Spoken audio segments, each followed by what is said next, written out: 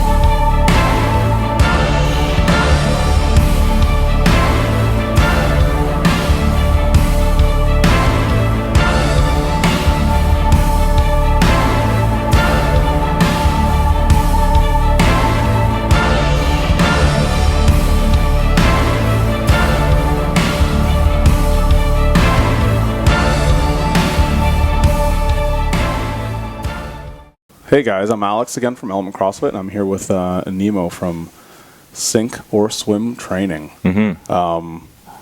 Anyways, before we get into it, I'm really the one question I actually want to know is like, how'd you come up with that name? Not where you thought I was going with this to start, right? I don't know.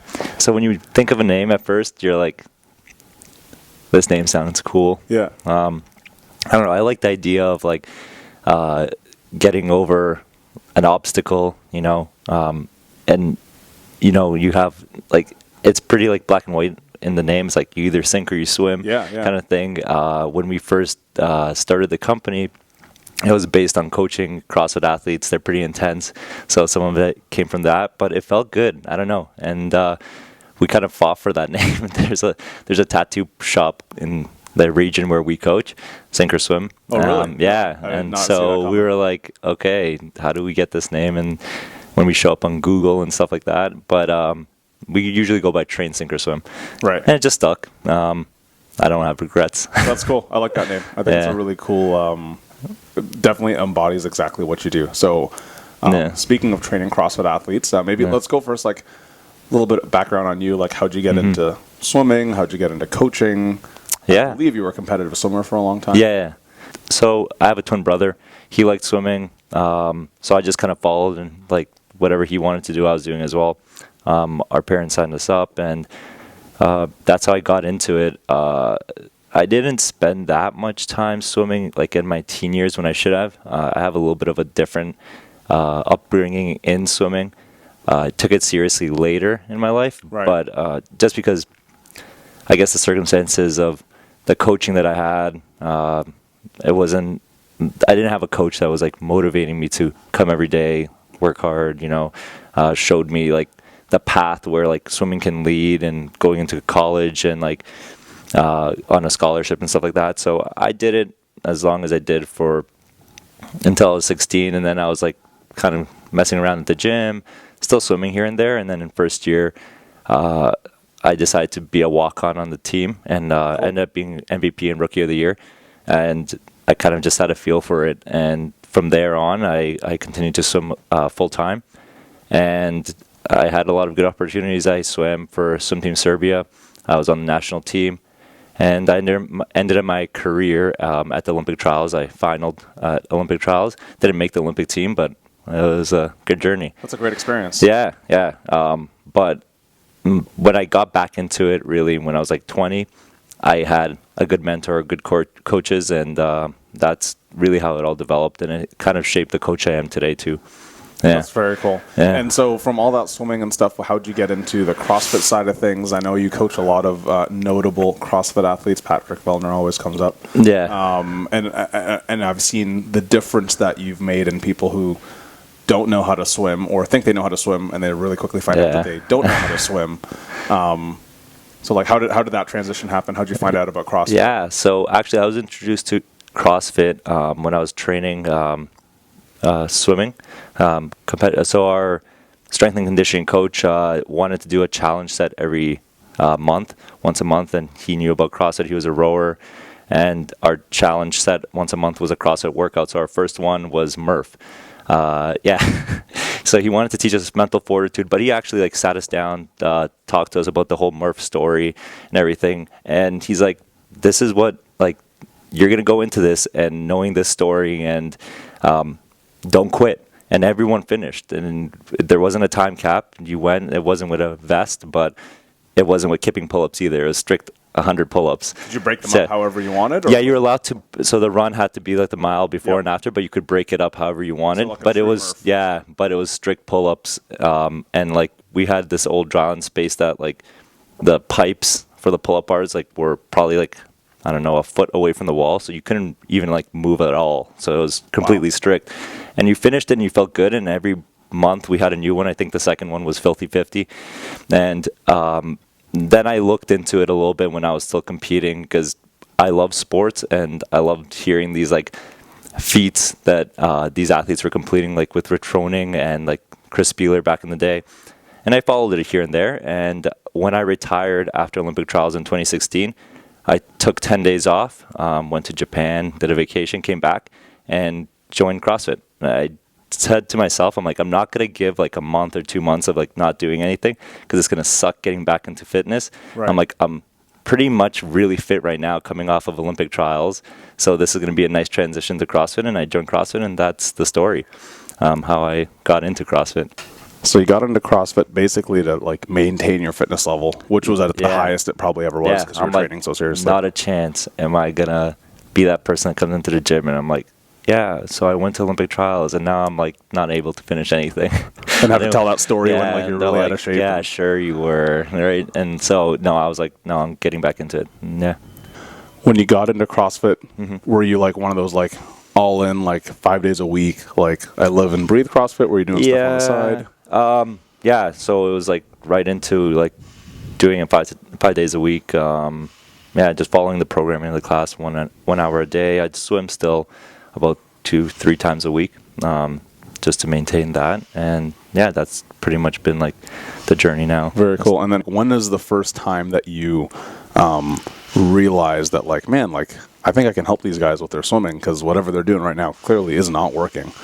So I watched the games previously, and I watched them swim, and there was that pool event that one year in Carson, and is that the swim bar muscle up one? Yeah. Yep. Except for like one athlete who was a ex-swimmer, everyone else was sinking. And to watch Rich Froning at that time, who was like the god, right? Like not do well, and you can hear him talk about it all the time. He's like, that's the one event he wish he can redo, because now he's a lot better at swimming. But yeah, right then I knew they weren't great swimmers. They just don't spend enough time doing it, right? Yeah. Yeah, so. And it's a skill in and of itself, just like anything else, but you're training your gymnastic stuff, your weightlifting stuff multiple times a week. You train swimming. Typically, I think people look at swimming like it's an endurance thing. If I'm good on the bike, or if I'm good at running, I'll be good at swimming. It's kind of not like that, right? It's not. There's two types of athletes that come to us. Those that are really good at endurance things like running and biking, and they come in very confident and learn very quickly that swimming is a highly technical sport, because you're in a semi-buoyant environment. So it's not just output and very little technique. Not to say that there's no technique in running or biking, but far less than in swimming. It's almost like you can get away with body weight, less optimal technique when it comes to running and biking. Exactly. It's like what you have to support, right? On running even, you have to support more of your body weight. So it is a little more challenging for bigger guys. But like a rower, a Concept 2 bike, if you're heavy, you can put a lot of force into it. Right. You'll get good results, and that's really what it takes. But in swimming, you sink very quickly if you're not efficient. And that's what usually happens. And the second type of athlete that comes to us is the one that's nervous to swim or has no swimming background. So, we talk them through it, and they come and then they join, and just want to get better at swimming. So they could be good at everything else, but are almost shy and nervous about swimming, right? Because they didn't learn as a kid or whatever. Or had a bad experience or something. Yeah, exactly. So, like, what kind of stuff do you know about athletes that come in? Like, what other, ways can you help them beyond just the motivation and the not being scared of it? Is it helping them understand that, like, it's a skill that needs to be developed? Mm-hmm. Is it helping them understand the benefits of swimming as a way of cross-training as well? Because I think that's definitely something that people overlook a lot. Or do you find a lot of people just kind of come into it and like, listen, I have this competition. This is the day. This is where I'm at. Like, make me as good as you possibly can in the next X amount of weeks. Yeah, so pretty much everyone that's like, I'm going to probably generalize here, but 20 to 30 years old, that's the category they fall into. I have a comp. I need to get better at something or at swimming and get me better at this within 2 weeks. Yeah, I don't want to suck. And then usually the more mature and older athletes, masters, or someone that's, I don't know, experienced a little bit more, they come into it knowing that it takes time to grow.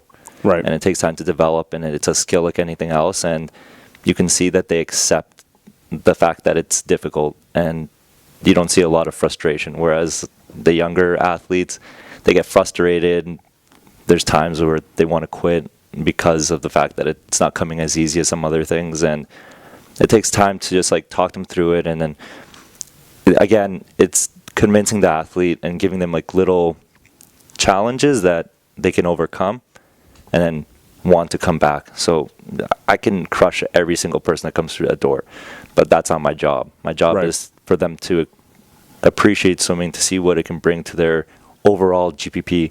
And I think that's what our job is at Train Sink or Swim, and what we want to do. We want to be those ambassadors that swimming is just like running, biking, weightlifting. Get good at this skill, right? Want to get good at this skill. That's the one thing, I think it's a topic that's brought up quite often where, for example, when we were younger, swimming at the pool, going out to the lake is a normal thing, right? And it's weird not to know how to swim.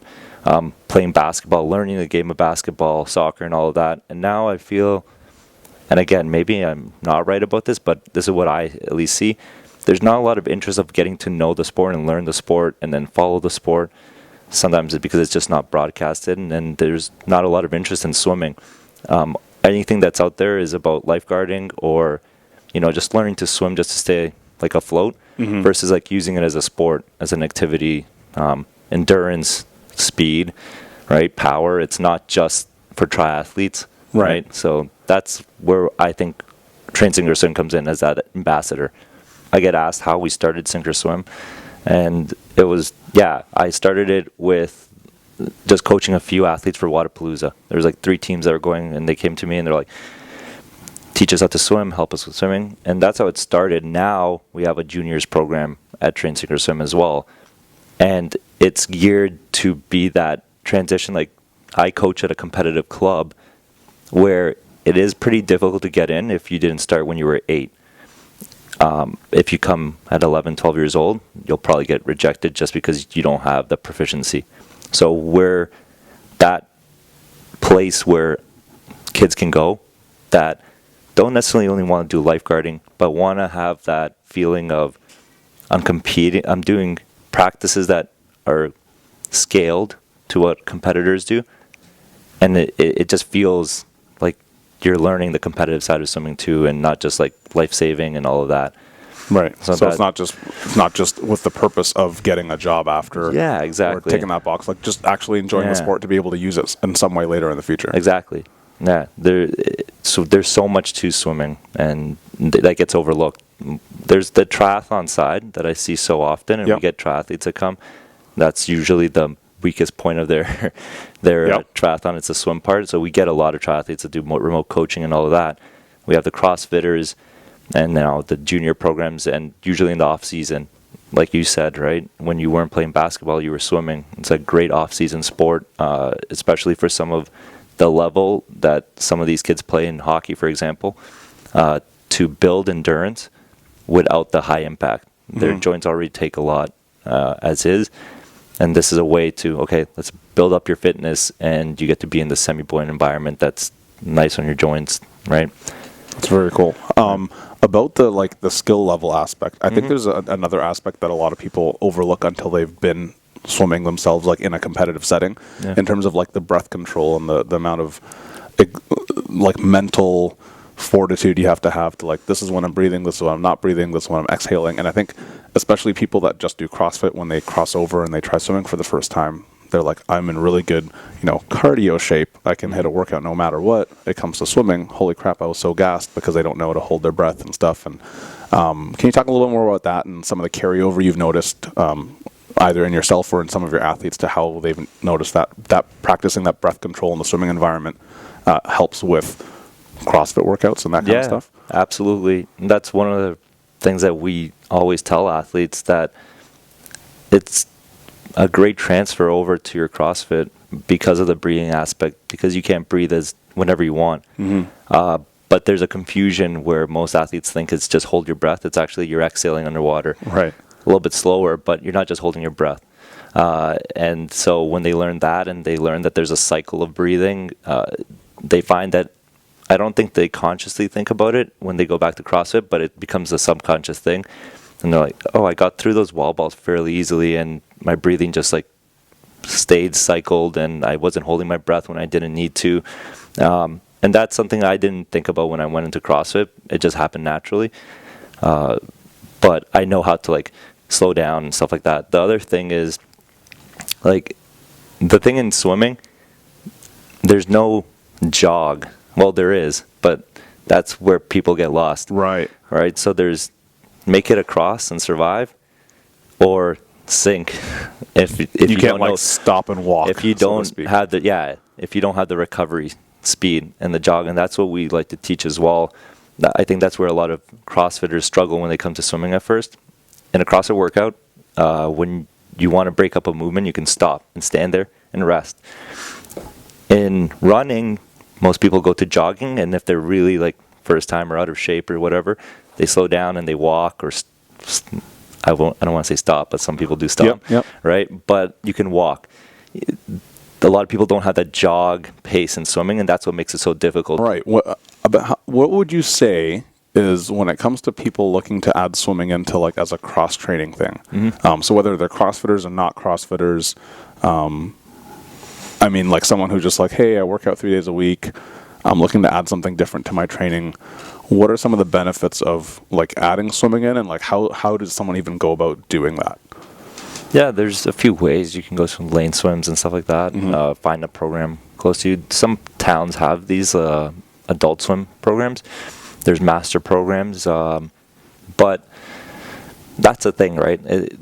There is avenues, and it just kind of seeking them out. We that's why we're here too, right? So we're one option for athletes to learn to swim, to get better, and to add it to their programming. We do 2 workouts a week that we post for athletes to see, a beginners and an RX. And I spend quite a lot of time doing the coaches notes, because I know people are new to it, and explaining the whole vocabulary of the sport and all that.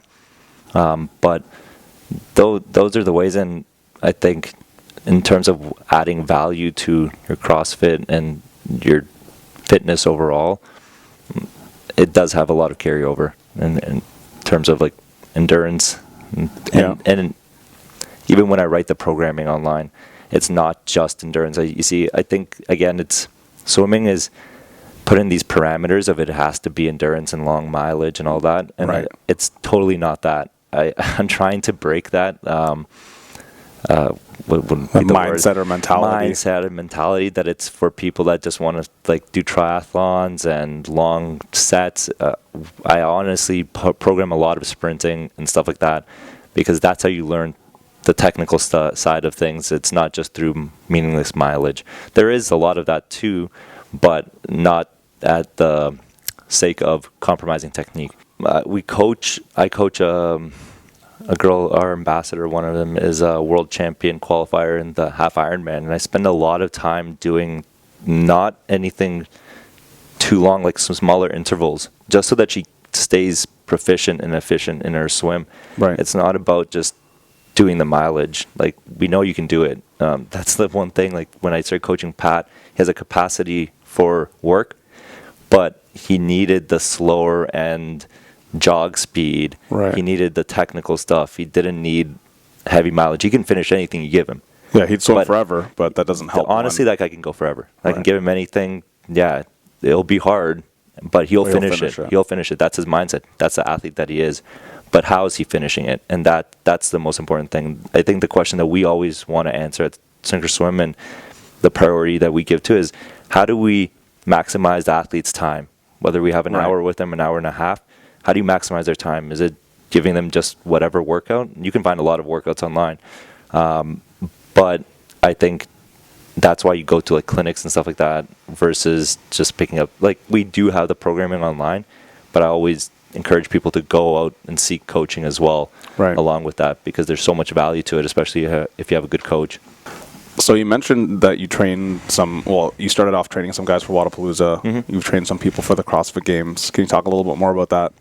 I think I mentioned earlier you trained Patrick Vellner. Yeah. I think you trained a few other high-end CrossFit athletes. One guy just qualified, actually, from Kuwait. He's qualified for Serbia. He won 19.1, but then they deducted a bunch of points from him because they wall ball depth. Yeah, wall ball depth. And everybody. Yeah, and he showed both angles, and he's like, this is actually how deep I was going. But he's really good. Made it to the games. He was like 10th at Dubai Fitness competition. Awesome. And so, yeah, but it's been fun. So remote is a little bit different than with Pat. I coach him in person every Sunday. It's a good experience. As a coach, I like to coach a variety of athletes. It gets you better at coaching. I think that as a coach, you should never stick to just coaching one type of athlete. You should always move around. I know there's some circumstances where, like, college coaches, that's their job and career. They specialize thing. But as you're developing as a coach, especially to younger coaches, coach as many athletes as possible. That's kind of how I actually got into it. Like, I agreed to coach these Wodapalooza athletes to get better at coaching, partially because they're so different in body type. And if I can figure out how to get these guys to move efficiently through the water, I can definitely make someone that's a lot lighter and made to swim move very easily. Right. So you learn a lot from seeing, like, their hips sink very quickly and having to think of a creative way for them to understand how to get their hips back up without over kicking. Right. So it's been a fun experience coaching these elite athletes. Like I said before, they have a capacity for work. It's how do I maximize this time? He gives me once a week during the year. Closer to the games, we swim 2 to 3 times a week when the lake's a little bit warmer. And but during the year, when I have one time a week to coach him, I had to maximize his time. And he comes on Sunday at the end of his work week. On Monday, he has his rest day. So I have to think about everything he's done Monday to Saturday. He comes, swims, and sometimes I see his programming. It's crazy. He's super sore. And now I have to maximize his time so that he's actually taking something out of this, right? And he's a smart athlete. Like, he's not a guy that wants to come in there and just grind out the miles. He wants to know why he's doing something so that when he gets to the swim at the games, he can attack it, right? And he feels confident. And so when we started working with him, the year before he was 35th in the swim event, and then last year he was 20th. And what people didn't know is they're like, oh yeah, Pat placed 20th again. He's not in the top 10 in the swim. But he won the next event, the Chaos event. The previous year, he didn't win the next event because he was so blown up from the swim. Mm-hmm. So for us, our goal was, all right, let's move down in the spots. Yeah, he placed 15 spots better. But then let's make you so good that you can do the next event and win it, right? And you're not blown up from the swim. And that's what happened. That's huge. Right? I think it's like, if you were to go back to a CrossFit analogy, is the difference between someone who, let's just go with like a 400-meter run. Yeah. You come back in from the run at a minute 50 pace, and you pick up the bar or whatever, and you get to work right away. Yeah. And the same person who comes in at a minute 40 and stands there for 30, 40 seconds, staring at the bar, totally gassed, and can't go on. Like, to be able to move, I guess that jogging pace that you're saying, where he found that right balance for him, where he can swim, finish, but he's not emptying the tank for the rest of the weekend. And that's honestly how that's how he got second after messing up it wasn't his fault. The bike chain fell off. He was like last. And people are like, how does he stay so calm and cool and collected and then place second at the games? It's that. He's confident in what he knows. Like, he knows what he can do. And he doesn't lie to himself. He knows he's not going to beat some of the better swimmers at the games. But that's what we're aiming for, where it's like not necessarily to beat them, but not to be blown up from a swim event, right? So that you can actually capitalize on the things that you're good at afterwards. When it comes to training the higher level athletes, so like Pat, the guys that are going to Wadapalooza, the people that take the training more seriously, are there any common traits that you notice that they, like the ways they approach their swim training, or like whether it's the time in their pool, the time that you're coaching them, the questions they ask versus some other people who are maybe more like transactional, like get me better in 2 weeks and I don't want to touch it again? Because I think a lot of these people, the reason that I'm asking, I think a lot of these people have like a unique way of approaching these problems that you might have noticed like by working with them all. Yeah, they approach it with a vulnerability, which is the right way to approach it, knowing that even if they are good at it, they're willing to learn. And they ask questions, and they're very involved and engaged. And even, like, I'll use him as an example again, Pat, he's worked with high-end coaches. He's proven time and time again. But when he comes and works with me, he's open to learn, right? He doesn't come in with this, like, barrier of, I know how to do this, I've done this, I'm proven, all of that. He's there to learn, and he knows that he's not good at it. And that's what all the top athletes do. They surrender to it, and they're willing to learn. And that's why I think they actually get better so quickly. And then they stay with it. It's not just a 1 week thing. They know that it takes time. And I think that's why they're good at everything else as well. Yeah, I mean, the level of dedication it takes to do something over and over again that you're not inherently good at. Yeah. I mean, the motivation there is, I guess the payoff is big in the long run, but in the short run, it's almost like, why am I doing this? Like, it's kind of crappy, it's difficult, and you have to kind of keep your eye on the prize of, like, if I go through this phase, I'll be able to do this next thing. I wish more of the athletes that are kind of on that fence of whether they should swim or commit to it could see some of these athletes more often. Maybe that's something we should showcase a little bit more. Right. But they're the same. They're just like everyone else. They come into it. I think the only difference and what keeps them motivated is, like you said, they have a goal, right? And that's really important too. It is difficult to go into something without a goal.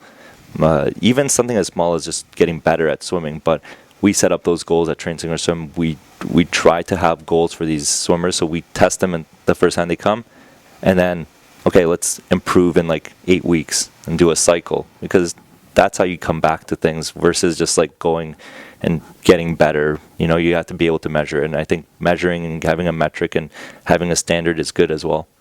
Setting a goal. Have you noticed, like, is it like you working a goal with them, or you setting a goal with them, that tends to work the most? Do you find some people, like, when they have a competition, it's a little more like an ominous deadline that, like, man, this competition's coming up in 8 weeks, like, I got it, like, everyone's going to see my swim, and if it's not really good, like, I'm not going to be happy with myself, so I'm going to practice more. Like, have you noticed, like, any type of goal that tends to get better, I guess, adherence or better performance out of people? That's a difficult question. That's a good question, though. I think it just has to mean something to you, right? You have to be connected to it. You have to believe in it, and that's really what gets these people, or that's the athletes that do well to succeed. It's just they're very much invested in it, and they believe in that goal versus just anything.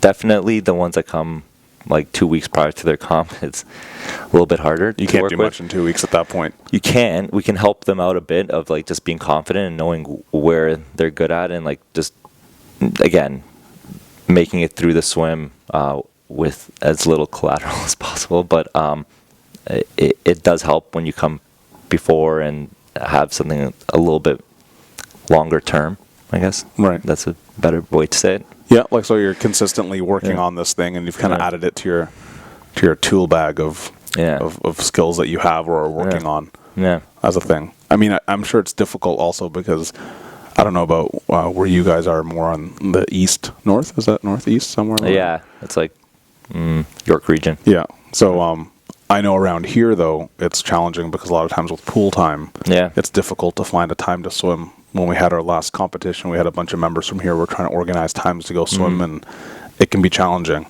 Yeah. But I think if you go on your own and you have a goal and you have a plan, it's easier because, you know, like I'm here for 45 minutes. This is what I'm going to do. Yeah. I'm just going to go do it, and I'll trust that the programming makes sense, that I'm going to get better at it. Yeah, exactly. I think, that just like the CrossFit gym and community works so well because the programming has usually a meaning to it, and you're working towards whatever, getting your squat better or a gymnastic skill better.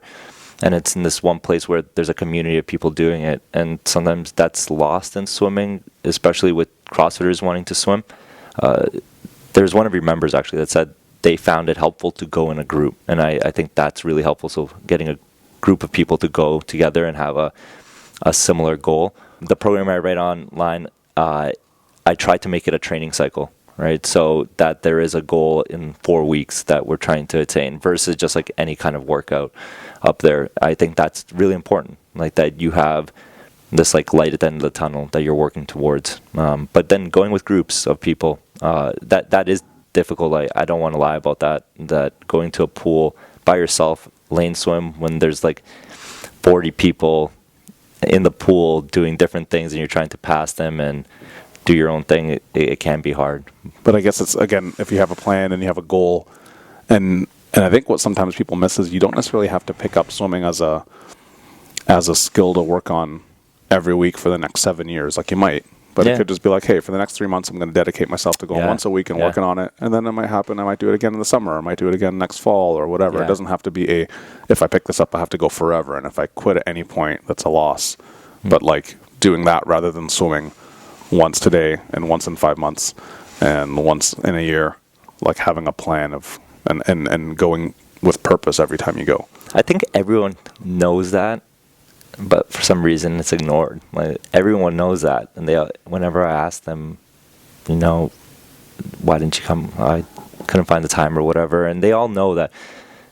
Like if I came all the time and I was consistent, it would be better. So everyone does know that. It's just putting it into practice. Yeah, putting it into practice, and we're trying to develop a program. It is partially on the job of the coaches and the program that's running it. Like, so for us, it's getting swimmers to come back and have meaning in it, right? So I'm not going to put all the blame on like the athletes, right? And so they have lives, you know, they have other things to do. You have to convince them to come back, and that's where like maximizing their time is really important. Right. I think a lot of people that don't come back, it's because they go to a program.